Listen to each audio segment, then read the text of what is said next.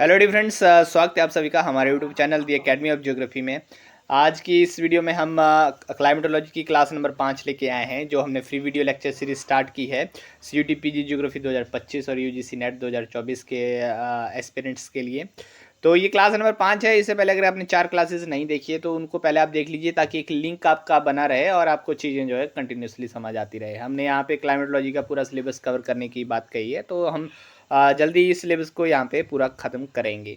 तो चलिए हम शुरू करते हैं। आगे बढ़ने से पहले ये कुछ ब्रीफ इंट्रोडक्शन मेरे बारे में। राकेश कुमार मेरा नाम है, BSc मैथमेटिक्स MSc ज्योग्राफी हूँ और UGC नेट JRF के साथ मेरा क्वालिफाई है और Himachal Pradesh state eligibility test भी मेरा ज्योग्राफी में क्वालिफाई है। तो ये कुछ ब्रीफ इन्फॉर्मेशन आप देख सकते हैं। ये सिलेबस है, ये आपका क्लाइमेटोलॉजी का सिलेबस CUT PG के लिए है, और ये क्लाइमेटोलॉजी का आपका जो सिलेबस है वो है UGC नेट के एस्पिरेंट्स के लिए। ऑलरेडी हम ये composition and structure, heat budget, ठीक है, उसके बाद टेम्परेचर के ऊपर बात कर चुके हैं। अब हम नया चैप्टर स्टार्ट करेंगे प्रेशर का, एटमॉस्फेरिक प्रेशर का। तो एटमॉस्फेरिक प्रेशर दोनों ही एस्पिरेंट्स के लिए इक्वली इंपॉर्टेंट है, CUT PG वालों के लिए भी और नेट वालों के लिए भी। तो जो आज का हमारा उससे पहले बढ़ने से पहले जो लास्ट वीडियो में हमने आपसे क्वेश्चन पूछा था कि जो क्या फेवरेबल कंडीशंस होती हैं इन्वर्जन टेम्परेचर के लिए, इनमें से कौन सी नहीं है। तो उसका जो सही आंसर है वो हैवी स्नोफॉल है। बाकी जो 3 कंडीशंस हैं वो फेवरेबल है आपकी इन्वर्जन टेम्परेचर के लिए। अगर वो वीडियो नहीं देखिए तो आप वो वीडियोस पहले देखिए, तभी आगे पढ़ने का जो है फ़ायदा होगा। तो चलिए अब हम अपने टॉपिक पे आते हैं। आज का टॉपिक है air pressure and atmospheric circulation, की एयर प्रेशर क्या होता है और किस तरह से एटमॉस्फेयर में जो है प्रेशर जो है सर्कुलेट होता है। सेम टेम्परेचर के लिए हमने पढ़ा है, तो टेम्परेचर को पढ़ चुके हैं, तो अब आप प्रेशर आपको जो है अच्छे से समझ आ जाना चाहिए। तो नहीं भी आएगा तो हम आपको अच्छे से समझाने की यहाँ पे कोशिश करेंगे। अगर आपने अब तक चैनल को सब्सक्राइब नहीं किया है तो चैनल को सब्सक्राइब जरूर करिए, क्योंकि ज्योग्राफी के लिए हम इस तरह के कंटेंट यहाँ पे इक्वली प्रोवाइड आपको करवा रहे हैं। तो चलिए अब हम अपने टॉपिक पे आते हैं। देखिए, इसे जो सबसे पहले आपको पता होना चाहिए कि एयर प्रेशर होता क्या है, एयर प्रेशर का जो है मतलब क्या होता है। तो देखिए, एयर प्रेशर, ये डेफिनेशन यहाँ पे लिखी हुई है। Air pressure means total weight of a mass of a column of air अब per unit area of sea level. मान लीजिए ये सी लेवल है, ठीक है। कोई मास्क मतलब एक एयर का कॉलम हम ले लेते हैं, ये एक एयर का कॉलम है, ठीक।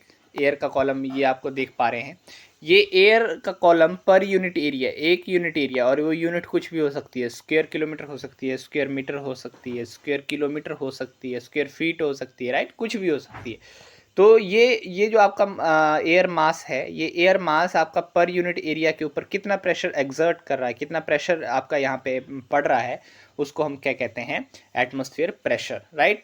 अब यहीं पे मैं साथ साथ में आपका जो वर्टिकल डिस्ट्रीब्यूशन कैसी होती है एयर प्रेशर की, वो भी आपको समझा देता हूँ। देखिए, मान लीजिए ये आपका सी लेवल है और ये आपका यहाँ पे देखिए, ये आपका मान लीजिए सी लेवल से थोड़ा ऊपर का सीनेरियो हम देखते हैं, राइट।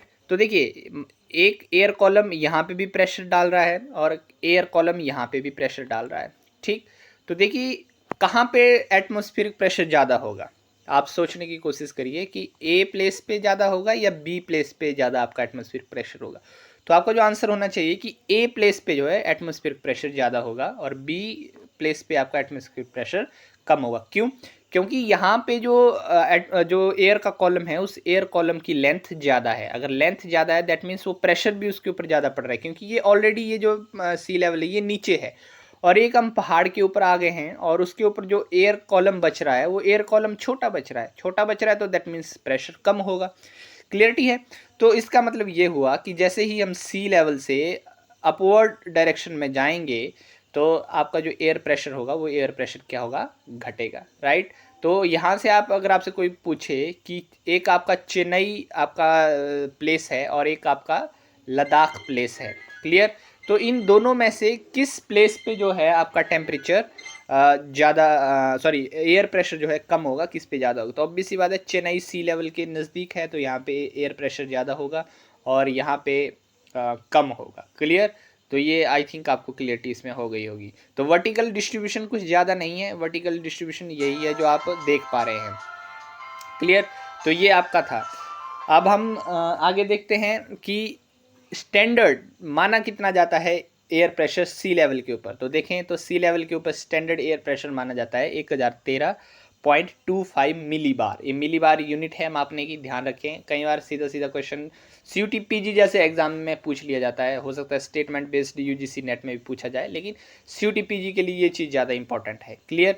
आई होप आपको समझ आया होगा। आगे बात करें कि जो एयर प्रेशर है अब उसको मापते हैं कैसे। जैसे हमारे वेट को मापने के लिए हमारे पास क्या होता है, वेइंग मशीन होती है। लेंथ को मापने के लिए हमारे पास क्या होता है, स्केल होती है, राइट। उस स्केल से हम लेंथ माप सकते हैं, कोई इंच टेप हो सकता है, कोई अदर चीज़ भी हम उसे मापते हैं। लेकिन प्रेशर को किस चीज़ में मापते हैं, तो बहुत सारे आपके डिफरेंट डिफरेंट बैरोमीटर्स हैं, उन्हीं के अलग अलग डिज़ाइन हैं। जैसे एक है मर्कुरियल बैरोमीटर, ठीक है। उसके बाद एक एनरॉइड बैरोमीटर है, अल्टीमीटर भी है। हाँ, अल्टीमीटर है, ये कई बार कंफ्यूज करता है। अल्टीमीटर से भी आपका क्या करता है, एक्चुअली अल्टीमीटर एल्टीट्यूड मापने के लिए होता है। ये एक बात है यहाँ पे कई बार कन्फ्यूज़न क्रिएट होती है। जो अल्टीमीटर होता है, राइट, उस अल्टीमीटर से हम क्या करते हैं, एल्टीट्यूड मापते हैं। लेकिन एल्टीट्यूड से हम क्या कर सकते हैं, प्रेशर भी मेज़र कर सकते हैं, क्योंकि हमें पता है कि जैसे जैसे एल्टीट्यूड बढ़ेगा प्रेशर घटेगा। तो उस क्योंकि जो प्रेशर है वो क्या है, एल्टीट्यूड का फंक्शन है, राइट। एल्टीट्यूड का फंक्शन है, एल्टीट्यूड बढ़ेगा प्रेशर घटेगा, और उस तरह से कैलकुलेशन करके हम अल्टीमीटर की हेल्प से भी बता सकते हैं कि हम सी लेवल से इतनी हाइट के ऊपर अभी हैं, तो कितना यहाँ पे जो है वो प्रेशर होगा। तो अल्टीमीटर आप ध्यान रखें, इसमें बहुत ज़्यादा कन्फ्यूज़न होती है, क्योंकि अल्टीमीटर से एल्टीट्यूड भी मापा जाता है और साथ में एयर प्रेशर भी मापा जाता है। बैरोग्राफ आपको प्रेशर बताता है, माइक्रो बैरोग्राफ, इस तरह की कुछ इंस्ट्रूमेंट है। कुल मिला के आपको दो चीज़ें याद रखनी है, एक आपको अल्टीमीटर ध्यान रखना है और दूसरा आपको बैरोमीटर याद रखना है। क्लियर? आगे बढ़ते हैं कि कुछ फैक्ट है कि अब तक का जो हाईएस्ट प्रेशर नोट किया गया है वो 1075.2 मिली बार रिकॉर्ड किया गया है। कहाँ पे, साइबेरिया में इर्कुत्स्क जगह है यहाँ पे। और मिनिमम अब तक का जो प्रेशर मेज़र किया गया है वो 877 मिली बार मरीना आइलैंड में मेज़र किया गया है। और ये आपको ध्यान रखना है, या आपको पता ही होगा कि टेम्परेचर और प्रेशर में इन्वर्स रिलेशन होती है, तो इसको भी आपको थोड़ा ध्यान रखना है। क्लियर? तो ये इंट्रोडक्शन प्रेशर के बारे में कुछ थी।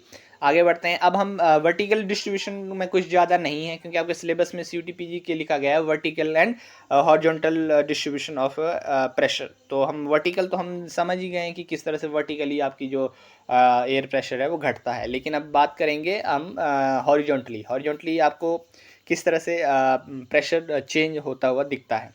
क्लियर? देखो, प्रेशर जो होता है वो दो टाइप से हो सकता है, एक हाई प्रेशर हो सकता है और एक आपका लो प्रेशर हो सकता है। हाई प्रेशर हो सकता है, लो प्रेशर हो सकता है। लो प्रेशर को हम एंटी साइक्लोन कहते हैं, और सॉरी, हाई प्रेशर को हम एंटी साइक्लोन कहते हैं और लो प्रेशर को हम साइक्लोन कहते हैं। तो ये थोड़ी मतलब फैक्चुअल चीज़ है, इसको ध्यान रखिएगा, बेसिक सी चीज़ है।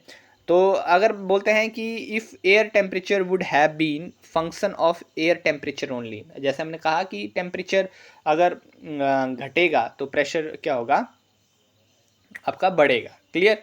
तो वही है कि अगर ये जो प्रेशर है, ये प्रेशर सिर्फ अगर टेम्परेचर का ही फंक्शन होता, कि टेम्परेचर के बढ़ने घटने से ही प्रेशर में जो है फ़र्क पड़ता, तो क्या होता कि एक रेगुलर हमें क्या देखने को मिलता, प्रेशर में इंक्रीज देखने को मिलता। क्यों? क्योंकि ये आपका इक्वेटोरियल रीजन है, और इस इक्वेटोरियल रीजन से आपका रेगुलर डिक्रीज होता है किस में, टेम्परेचर में। क्लियर? तो अगर रेगुलर डिक्रीज टेम्परेचर में होता है तो यहाँ पे रेगुलर इंक्रीज होना चाहिए था किस में, प्रेशर में। पर ऐसा नहीं होता है, हमें जो प्रेशर मिलता है वो बेल्ट्स के रूप में मिलता है, पैचेस के रूप में मिलता है। अब उन पैचेस को हम धीरे धीरे जैसे आगे बढ़ेंगे तो समझेंगे, आप अच्छे से क्लियर कर पाएंगे। ठीक है? तो जैसे बोल रहे हैं कि इक्वेटर से पोल की ओर टेम्परेचर घटता है तो प्रेशर क्या होना चाहिए था, बढ़ना चाहिए था, लेकिन ऐसा हमें देखने को नहीं मिलता है। इसका मतलब ये हुआ कि जो प्रेशर है वो सिर्फ टेम्परेचर पर ना डिपेंड करके बहुत सारी चीज़ों के ऊपर डिपेंड करता है। किन किन चीज़ों पर डिपेंड करता है, बहुत डायनेमिकल चीज़ें हो, अर्थ की रोटेशन हो गई। क्लियर? और भी बहुत सारी चीज़ें होती हैं, उनके बारे में हम आगे चल के देखेंगे। ठीक? तो टोटल प्रेशर बेल्ट्स बनती है। जैसे मैंने बोला कि जो प्रेशर होता है ना, वो प्रेशर हमें बेल्ट्स के रूप में मिलता है। कुछ जगह पे हाई प्रेशर मिलेगा, कुछ जगहों पे लो प्रेशर मिलेगा। तो जो प्रेशर होगा वो बेल्ट्स के रूप में मिलेगा। तो टोटल 7 बेल्ट्स जो हैं होती हैं, जिसमें से 4 मैंने यहाँ पे लिखी हुई है, क्योंकि 2 जो है ये आपको इक्वेटर में मिलेगी, 2 आपको नॉर्दर्न हेमिस्फीयर में मिलेगी, 2 सॉरी, एक आपको नॉर्दर्न हेमिस्फीयर में, एक सदर्न हेमिस्फीयर में, 2 ये भी एक नॉर्दर्न हेमिस्फीयर में, एक सदर्न में 2, और ये भी एक नॉर्दर्न और एक सदर्न हेमिस्फीयर में 2, तो टोटल आपकी 7 हो गई। क्लियर, ये आपको समझ आया होगा। अब देखिए कौन कौन सी होती हैं, इन वन बाय वन के नाम भी देख लेते हैं। इक्वेटोरियल लो प्रेशर बेल्ट, या जिसको हम बेल्ट ऑफ काम या डोल्ड्रम कहते हैं। फिर उसके बाद सब ट्रॉपिकल हाई प्रेशर बेल्ट, जिसको हॉर्स लैटिट्यूड कहते हैं। हम वन बाय वन देखेंगे किस जगहों पे ये चीज़ें मिलती हैं। उसके बाद सब पोलर लो प्रेशर बेल्ट होती है, और एक आपकी पोलर हाई प्रेशर बेल्ट होती है। क्लियर, ये कुछ तरह की बेल्ट्स होती हैं। देखिए आगे बढ़ने से पहले इनको हम वन बाय वन देखेंगे। देखिए लिटरेचर तो यहाँ पे मैंने सब इनके बारे में लिख रखा है, ठीक, इसको आप पढ़ सकते हैं। लेकिन मैं आपको इस चीज़ को यहाँ पे क्या करूँगा, डायग्राम के थ्रू यहाँ पे समझाने की कोशिश करता हूँ, तो इसलिए मैंने इसको थोड़ा जूम कर लिया है। आप देख पाएंगे, आई होप आपको क्लियर दिख रहा होगा। देखिए यहाँ पे आपका क्या है, ये रीज़न, इस रीज़न पे ध्यान दीजिए। ये रीज़न है आपका, कौन सा रीज़न है, ये रीज़न है आपका equatorial region. Clear, equatorial region, इस रीजन को हम क्या कहते हैं, डोल्ड्रम भी कहते हैं। क्लियर, डोल्ड्रम भी कहते हैं। और ये आपको मिलेगा कहाँ पे, 5 डिग्री इक्वेटर से लेके 5 डिग्री नॉर्थ और 5 डिग्री साउथ के बीच में। इसको हम कहते हैं इक्वेटोरियल लो या डोल्ड्रम, ठीक। और एक और नाम से जाना जाता है इसको, वो भी हम अभी मैंने जैसे आपको बताया, वो नाम होता है इसका बेल्ट ऑफ काम, ठीक। इसको इस नाम से भी जाना जाता है। देखिए होता क्या है, क्योंकि यहाँ पे आपको पता है ये जो रीज़न है, ये बहुत यहाँ पे जो सनलाइट है, इंसोलेशन है, वो इंसोलेशन ज़्यादा है, टेम्परेचर हाई है। अगर यहाँ पे टेम्परेचर हाई है, तो टेम्परेचर हाई होने की वजह से क्या होगा कि जो एयर्स हैं, ठीक है, जो एयर है वो गर्म होके ऊपर उठेगी, ऊपर उठ जाएगी। यहाँ पे आप देख पाएंगे असेंडिंग एयर लिखा हुआ है, ऊपर उठेगी। तो ऊपर उठने के बाद वो ट्रोपोस्फियर, ऊपर ट्रोपोस्फियर है, ट्रोपोपॉज है। ट्रोपोपॉज में जो मिक्सिंग होती है, जैसे मैंने आपको पहली क्लास में पढ़ाया कि जो मिक्सिंग होती है वो मिक्सिंग स्टॉप हो जाती है। यहाँ की एयर ऊपर नहीं जा सकती, नीचे नहीं आ सकती, एक पॉज लग जाता है। तो क्या होगा, वो ट्रोपोपॉज के सहारे इस तरफ को बेंड करेगी, इस तरफ को डाइवर्ट हो जाएगी, और कुछ सदर्न हेमिस्फीयर में डाइवर्ट हो जाएगी। क्लियरिटी, यहाँ पे आप देख पा रहे हैं डायग्राम में कि कुछ एयर जो है वो कहाँ हो रही है, नॉर्दर्न हेमिस्फीयर में, और कुछ सदर्न हेमिस्फीयर में डाइवर्ट हो रही है। क्यों, क्योंकि यहाँ पे लो प्रेशर था, हवाएं गर्म हुई, ऊपर उठी। अब यहाँ पे हवाएं क्योंकि ऊपर उठ चुकी हैं, तो यहाँ पे जो एरिया है वो खाली हो चुका है, हवाओं की कमी हो चुकी है। तो अब क्या होगा, आसपास के एरिया से, मतलब आपके 23.5 डिग्री तक के एरिया से हवाएं क्या करेंगी, इस खाली रीजन को भरने की कोशिश करेंगी। क्योंकि हमने पहले पढ़ा है कि जो हवाएं होती हैं वो हाई प्रेशर से लो प्रेशर की ओर बढ़ती हैं, क्योंकि यहाँ पे क्या है, ऑलरेडी लो प्रेशर है इस इक्वेटोरियल रीजन में, तो हवाएं इस तरफ चलेंगी। क्लियर, जब हवाएं इस तरफ चलेंगी और यहाँ से क्या होगा कि आपकी हवाएं इस तरफ को डाइवर्ज कर चुकी हैं। मैं आपको एक रीज़न मतलब नॉर्दर्न हेमिस्फीयर के केस में ही बताता हूँ। देखिए हवाएं आपको इस तरफ को चली गई हैं, और इस तरफ से भी हवाएं आपकी इधर आई हैं। तो इधर क्या हो रहा है, हवाओं की कन्वर्जेंस हो रही है, कन्वर्जेंस हो रही है, टकरा रही हैं। तो टकरा के क्या करेंगी, वो यहाँ पे सिंक कर जाएंगी, इस रीजन में सिंक करेंगी, ऊपर से प्रेशर डालेंगी। तो इस रीजन को हम कहेंगे सब tropical high pressure belt. Clear, इस रीजन को क्या कहेंगे, सब ट्रॉपिकल हाई प्रेशर बेल्ट। और ये दोनों हेमिस्फीयर में मिलेगा आपको 25 से लेके 30 डिग्री लैटिट्यूड के बीच में। क्लियर, तो ये फैक्चुअल क्वेश्चन कई बार सीयूटी में पूछ लिए जाते हैं, आपको ध्यान रखना है। ठीक, अब एक बात और ध्यान रखिएगा कि इस रीजन को, जो इक्वेटोरियल डोल्ड्रम जिसको हमने कह रहे हैं, इसको बोलते हैं हम थर्मली इंड्यूस्ड प्रेशर बेल्ट। क्यों, क्योंकि यहाँ पे टेम्परेचर की वजह से ये बेल्ट क्रिएट हुई है। टेम्परेचर कम था, हवाएं ऊपर उठी, खाली रीजन बना, हवाएं इस ओर अप्रोच की, तो इसको कहा टेम्परेचर की वजह से क्या हुआ, ये रीजन, ये प्रेशर बेल्ट बनी, लो प्रेशर बेल्ट बनी। तो ये है टेम्परेचर इंड्यूस्ड। क्लियर, लेकिन जो सब ट्रॉपिकल बेल्ट है ये टेम्परेचर की वजह से नहीं बन रही है। आप देख पाएंगे अगर टेम्परेचर की वजह से बनती तो इधर तो टेम्परेचर क्या है, जितना मतलब इक्वेटर में टेम्परेचर मोर और लेस 23.5 डिग्री के आसपास भी टेम्परेचर उतना ही रहता है। क्लियर, मतलब थोड़ा सा फर्क आता है, लेकिन इधर भी तो हवाएं गर्म होकर ऊपर उठ सकती थी और इधर भी तो लो प्रेशर बन सकता था। लेकिन हुआ क्या, यहाँ पे हाई प्रेशर बना क्यों, क्योंकि ऊपर से यहाँ पे देख सकते हैं, ऊपर से जो हवाएं हैवी हवाएं कन्वर्ज की थी वो यहाँ पे सिंक करी। तो ये है आपका डायनेमिकली इंड्यूस्ड, ना कि थर्मली इंड्यूस्ड। इसके ऊपर बहुत ज़्यादा क्वेश्चन पूछा जाता है, थर्मली इंड्यूस्ड और डायनेमिकली इंड्यूस्ड के ऊपर। तो ये जो प्रेशर बेल्ट है आपकी, ये है सब ट्रॉपिकल हाई प्रेशर बेल्ट या हॉर्स लैटिट्यूड इसको कहते हैं, और ये है dynamically induced high pressure belt. Clear, यहाँ तक आपको समझ आ गया होगा। अब आगे बढ़ते हैं, अब आ जाते हैं हम 60 से 65, एक सेकेंड, अब हम आगे बात करते हैं 60 से 65 डिग्री के बीच में। क्लियर? अगर आप 60 से 65 डिग्री के बीच में देखें तो यहाँ पे क्या है, हाई प्रेशर है। हाई प्रेशर की वजह से कुछ हवाएं जो इक्वेटोरियल लो प्रेशर रीजन था उस तरफ चली गई, और कुछ हवाएं आपकी सब पोलर एरिया की ओर चली गई, 60 से 65 के बीच में चली गई, क्योंकि यहाँ पे हाई प्रेशर है और हाई प्रेशर से हवाएं लो प्रेशर की ओर जाती हैं। क्लियर? अब देखिए ये जो सरकमपोलर बेल्ट है जो 60 से 65 के बीच में मिल रही है, ये भी डायनेमिकली इंड्यूस्ड है। क्यों? अगर ये थर्मली इंड्यूस्ड होती तो यहाँ तो बहुत ज़्यादा हाई प्रेशर था। क्लियर? यहाँ बहुत ज़्यादा ऑलरेडी हाई प्रेशर था, क्योंकि 60 से 65 के बीच में टेम्परेचर बहुत कम होता है। यहाँ तो ऑलरेडी बहुत ज़्यादा क्या था आपका टेम्परेचर कम था, तो यहाँ से क्या होनी चाहिए थी, हवाएं जानी चाहिए थी। लेकिन यहाँ पे हवाएं क्या हो रही हैं, कन्वर्ज कर रही हैं। क्यों? क्योंकि ये यहाँ पे ज़्यादा हाई प्रेशर बन जा रहा है इसके कंपैरिजन में, और यहाँ पे हाई प्रेशर इसके रिलेटिव में कम रह रहा है। तो उस वजह से क्या हो रहा है कि यहाँ पे क्योंकि ज़्यादा हाई प्रेशर बन रहा है सिंकिंग की वजह से, तो ये यहाँ चली जा रही हैं, और यहाँ तो ऑलरेडी बहुत ज़्यादा ठंडा है और ये इधर आ जा रही हैं। क्लियर? आई होप आपको ये चीज़ क्लियर हुई होगी कि यहाँ पे भी जो चीज़ बन रही है वो आपकी कैसे बन रही है, डायनेमिकली। क्लियर? तो ये दो जो बेल्ट हैं आपकी सब ट्रॉपिकल हाई प्रेशर बेल्ट और सरकमपोलर लो प्रेशर बेल्ट, ये डायनेमिकली इंड्यूस्ड है, आपको ध्यान रखना है, क्योंकि यहाँ पे हवाएं क्या हो रही हैं, आके अप्रोच कर रही हैं और यहाँ पे सिंक कर रही हैं। क्लियर? अब यहाँ पे लो प्रेशर बना है, तो लो प्रेशर की वजह से हवाएं ऊपर उठेंगी, अब हवाएं ऊपर उठेंगी तो कुछ यहाँ जाएंगी और कुछ यहाँ जाएंगी।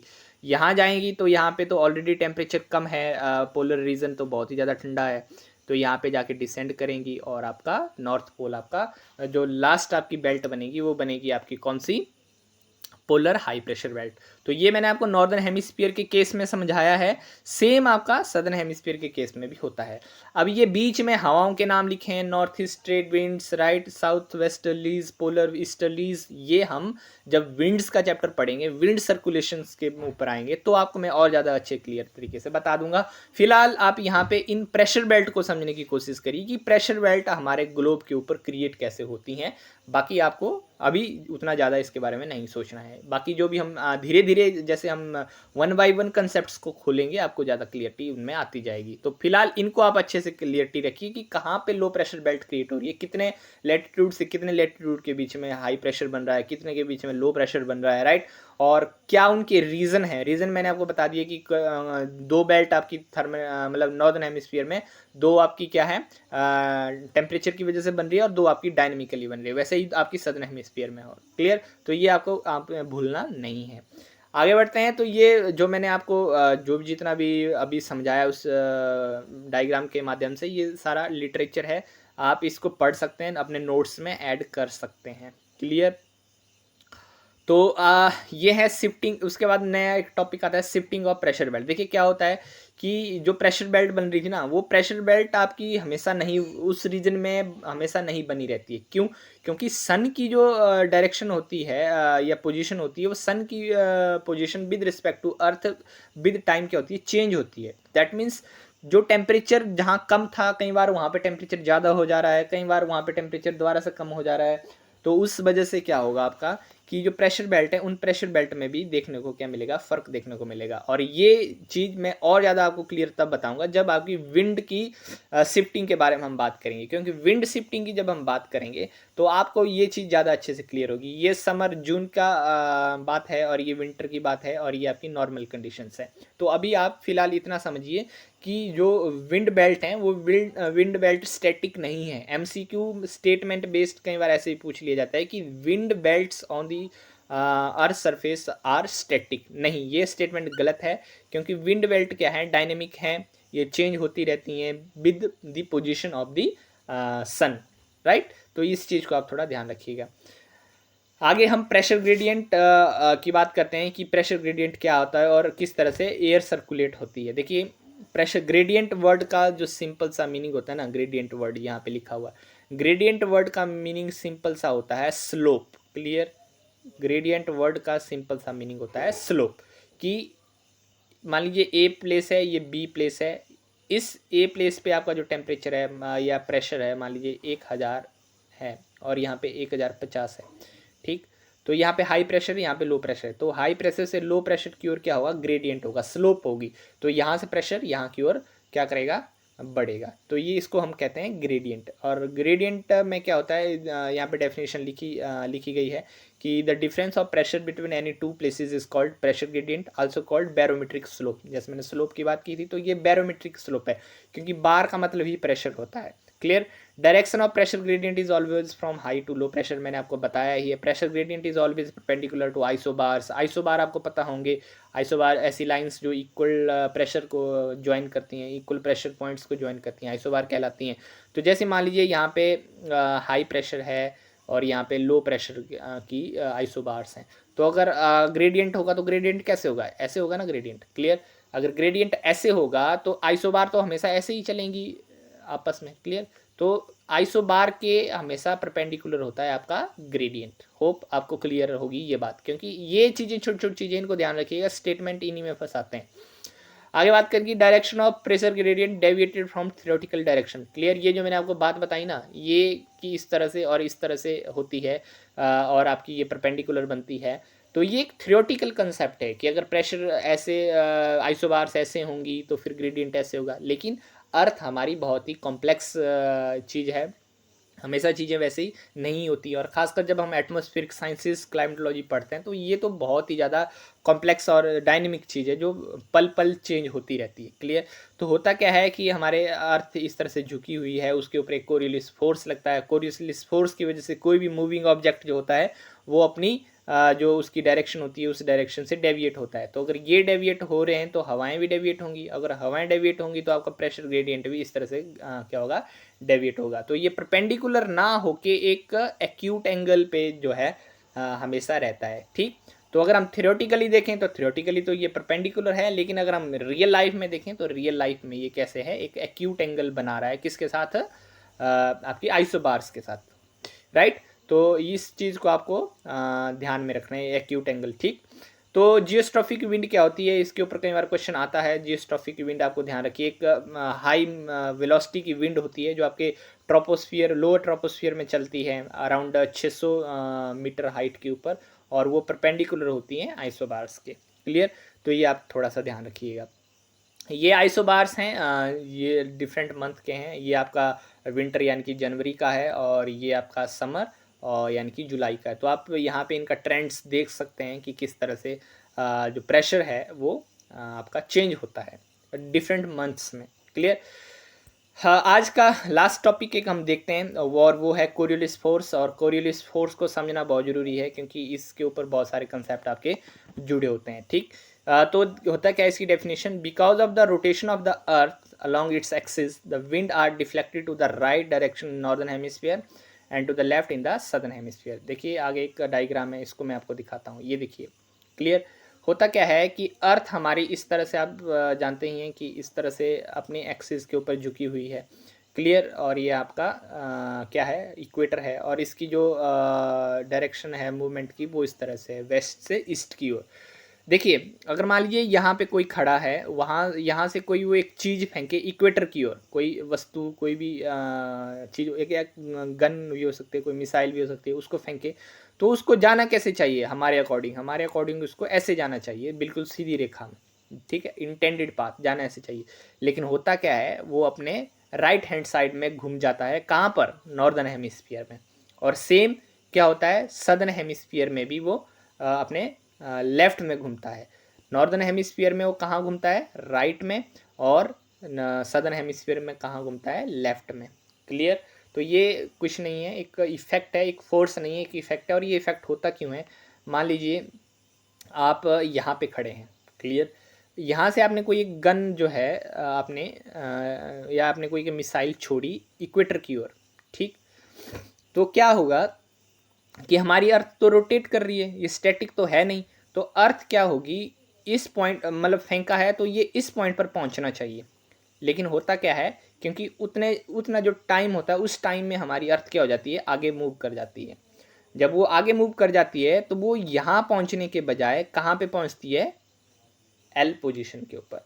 तो हमें फील क्या होता है कि जब हमने एच से कोई चीज़ फेंकी तो वो मान लीजिए ये ए प्लेस है, तो वो जानी ए प्लेस पे चाहिए थी लेकिन वो पहुंची एल प्लेस पे। क्यों?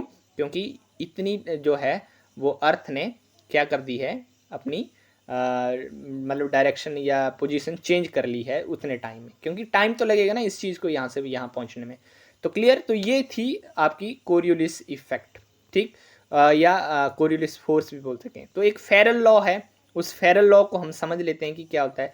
फेरल लॉ बोलता है कि अगर हम क्या करें कि जिस साइड से हवा आ रही है, मान लीजिए हवा इस साइड से आ रही है, इस साइड से, अगर हम इस साइड को पीठ करके खड़े हों और हवा की डायरेक्शन में अगर हम क्या करें, अपना फेस करें, तो अगर हम नॉर्दर्न हेमिस्फीयर में होंगे तो नॉर्दर्न हेमिस्फीयर में जो हवा होगी वो हमारे राइट में डिफ्लेक्ट होगी, और अगर हम सदर्न हेमिस्फीयर में होंगे तो हमारे लेफ्ट में क्या होगी, वो मतलब डिफ्लेक्ट हो जाएगी। तो ये सिंपल सा लॉ है, फेरल लॉ है। यहाँ पे आप इसको देख सकते हैं और पढ़ सकते हैं। अब देखिए कुछ करेक्टरिस्टिक्स होते हैं, और जो करेक्टरिस्टिक्स होते हैं उन करेक्टरिस्टिक्स के ऊपर क्वेश्चन बहुत आते हैं, चाहे वो किसी भी चीज़ के करेक्टरिस्टिक्स हो। तो इन करेक्टरिस्टिक्स को आपको ध्यान से रखना है, किसके, जो कोरियोलिस फोर्स है। तो ये आपको ध्यान रखना है कि कोरियोलिस फोर्स कोई एक फोर्स नहीं, एक हमारा इफेक्ट है जो अर्थ की रोटेशन की वजह से हमको देखने को मिलता है। और ध्यान रहे कि ये जो भी मूविंग ऑब्जेक्ट होते हैं, चाहे विंड हो, चाहे बर्ड हो, चाहे एयरक्राफ्ट हो, चाहे बैलिस्टिक मिसाइल्स हो, लॉन्ग रेंज आर्टिलरी फायर हो, कुछ भी हो जो मूविंग ऑब्जेक्ट होगा, उस मूविंग ऑब्जेक्ट के ऊपर ये अप्लाई होगा। और जो विंड डायरेक्शन को ये सिर्फ इफेक्ट कर, आप देख पा रहे हैं ना, क्योंकि ये अर्थ मूव कर गई है, अर्थ मूव कर गई तो सिर्फ डायरेक्शन पे इसके फर्क पड़ेगा, not on the speed. Speed पे कोई फर्क नहीं पड़ेगा क्योंकि ये फोर्स नहीं है, इफेक्ट है। क्लियर, तो विंड स्पीड इससे सिर्फ आपकी इम्पैक्ट होगी। तो ये भी आपको ध्यान रखना है। स्टेटमेंट बेस्ड क्वेश्चन कई बार आपको कंफ्यूज कर सकते हैं। हाइयर द विंड स्पीड, जितनी ज़्यादा हाइयर स्पीड होगी उतनी ज़्यादा आपकी डिफ्लेक्शन देखने को मिलेगी, क्योंकि ज़्यादा आपको डिफ्लेक्टिव फोर्स का सामना करना पड़ेगा। मैक्सिमम आपके पोल्स पे होती है, क्योंकि वहाँ पे जो रोटेशन स्पीड होती है ना वो सबसे कम होती है। अर्थ घूम रही है तो इक्वेटर के ऊपर जो अर्थ की स्पीड है ना वो सबसे ज़्यादा है, और यहाँ पे आपकी जो स्पीड है ना वो सबसे लो है। तो जब आप इक्वेटर के ऊपर फेंकेंगे तो उस चीज़ को, अर्थ की जो रोटेशन स्पीड है वो कम है, तो यहाँ पे आपको डिफ्लेक्शन देखने को जो होगा वो ज़्यादा मिलेगा। क्लियर। और यहाँ पे एक और बात आपको ध्यान रखनी है कि ये जो act always at right angle to the vertical moving object, जैसे आपको कोई वर्टिकली ऊपर की ओर अगर कोई आपका ऑब्जेक्ट मूव कर रहा है तो उसके ऊपर ये आपकी इस तरह से रेक्टेंगल सॉरी राइट एंगल पे जो है काम करेगी। कौन सी? आपकी कोरियोलिस फोर्स। तो ये था आपका कोरियोलिस फोर्स के। एक और लास्ट और मोस्ट इंपॉर्टेंट हम देख लेते हैं, और इसके ऊपर बहुत बार क्वेश्चन आता है कि इक्वेटर के ऊपर जो है आपकी कोरियोलिस फोर्स क्या होती है, वो 0 होती है। तो हमेशा ध्यान रखिए कि जो कोरियोलिस फोर्स होती है वो फंक्शन होती है किसका? Sine of the latitude. Sine of the मतलब कि साइन थीटा, और थीटा की जगह हमको क्या करना है, लैटिट्यूड जो होगा वो लैटिट्यूड भरना है। और लैटिट्यूड हो सकता है 0 डिग्री हो सकता है 90 डिग्री हो। तो 0 डिग्री के ऊपर जो वैल्यू होती है ना साइन की, अगर आपने 10th क्लास में ट्रिग्नोमेट्री पढ़ी है तो साइन की वैल्यू कितनी होती है? 0 डिग्री के ऊपर 0 होती है। तो दैट मीन्स यहाँ पे आपकी जो कोरियोलिस फोर्स होगी वो सबसे कम होगी, और 90 डिग्री पे जो कोरियोलिस फोर्स होती है वो सबसे ज़्यादा होती है। कितनी होती है? 1 होती है। तो ये आपको ध्यान रखना है कि पोल्स के ऊपर सबसे ज़्यादा कोरियोलिस फोर्स और इक्वेटर के ऊपर सबसे कम फोर्स। क्लियर। तो ये जो है आपका जो बॉडी का मास है उसके ऊपर भी डिपेंड करती है, हॉरिजॉन्टल वेलोसिटी पे डिपेंड करती है कि जितनी ज़्यादा स्पीड होगी उतनी ज़्यादा आपकी क्या होगी, कोरियोलिस डिफ्लेक्शन देखने को मिलेगा। Also related to the friction force, friction भी आपकी कोरियोलिस फोर्स को क्या करती है? इम्पैक्ट करती है। ठीक, तो ये थी आज की वीडियो जो हमने आपको बताया कि किस तरह से आपका एयर प्रेशर होता क्या है, किस तरह से आपकी हमारे ग्लोब के ऊपर डिफरेंट प्रेशर बेल्ट्स बनती हैं, प्लस किस तरह से कोरियोलिस फोर्स चीज़ों को इम्पेक्ट करती है। ये हमने बेसिक जो है प्रेशर का जो है आज पढ़ा है। हमने एक अपना फंडामेंटल्स तैयार किया है ताकि जो आगे आपके हेडलेस सेल, फेरल सेल या जो ट्राइसेलुलर मॉडल है उसके ऊपर समझने के लिए, और भी हवाओं को समझने के लिए, हवाएं किस तरह से वर्क करती हैं उसके लिए इंपॉर्टेंट होगा। तो ये क्वेश्चन आपके लिए है, आपकी अंडरस्टैंडिंग को जांचने के लिए कि आपको कितनी चीज़ें जो है समझ आई है। ये क्वेश्चन का आंसर आप जरूर देना कमेंट में कि जो सी लेवल होता है, सी लेवल के ऊपर आपका स्टैंडर्ड एयर प्रेशर कितना माना गया है। तो इसका आंसर कमेंट में ज़रूर बताएं। नेक्स्ट वीडियो के शुरुआत में मैं इसका फिर आपको आंसर ज़रूर बताऊंगा। क्लियर। तो ये आज की वीडियो थी। आई होप आपको ये जो फ्री वीडियो लेक्चर सीरीज़ आपको हमने शुरू की है वो समझ आ रही होगी। अगर समझ आ रही है, कोई कमी आपको फील हो रही है, तो आप हम कमेंट करके ज़रूर बताएं और बताएं कि वीडियो कैसी लगी। और भी कोई सजेशंस हों वो भी कमेंट में बताएं। कमेंट करिए, इंटरेक्टिव बताइए, बनाइए, तभी हमें मोटिवेशन मिलती रहेगी और आपको देखिए आगे हम लाते रहेंगे। क्योंकि देखिए ये एक मेहनत का काम होता है, पहले खुद पढ़ना, फिर पीपीटी प्रिपेयर करना, फिर क्लास लेना, ये वो बहुत काम होते हैं।